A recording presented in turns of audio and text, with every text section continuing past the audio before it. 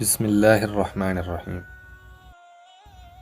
میرے پیسے واپس کرو ورنہ۔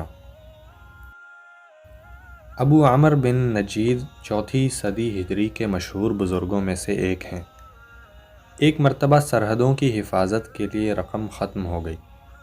امیر شہر نے اہل خیر حضرات کو ترغیب دی اور اپنی حالت دیکھ کر آنکھوں پر قابو نہ رکھ سکے اور بھری مجلس میں رو پڑے۔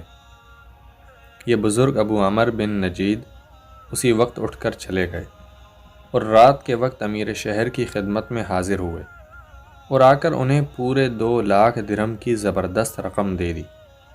امیر بڑے خوش ہوئے اور اسی سرور کے عالم میں اگلے دن لوگوں کو جمع کیا اور تعاون کرنے والے ابو عمر کی تعریف کی اور بتایا کہ کیسے انہوں نے راتوں رات مسلمانوں کی کتنی بڑی اور بروقت مدد کی ہے۔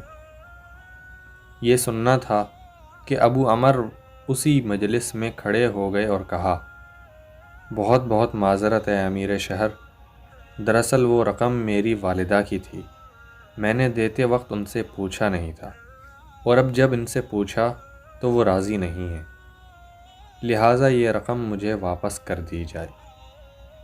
ادھر امیر کا یہ حال کہ کاٹو تو لہو نہیں، دوسری طرف لوگوں کی بھی حیرت کی کوئی انتہا نہ رہی۔ اب کیا ہو سکتا تھا؟ امیر نے وہ ساری رقم انہیں واپس کر دی۔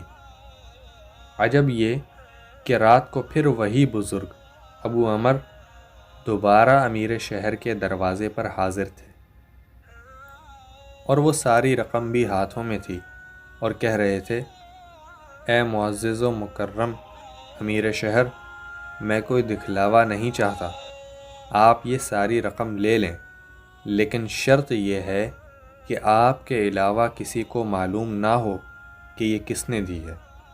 امیر کی آنکھیں ایک بار پھر اشکبار ہو گئیں اور وہ صرف اتنا ہی کہہ سکے کہ اے ابو عمر، تم اخلاص کی کس قدر بلندی پر ہو۔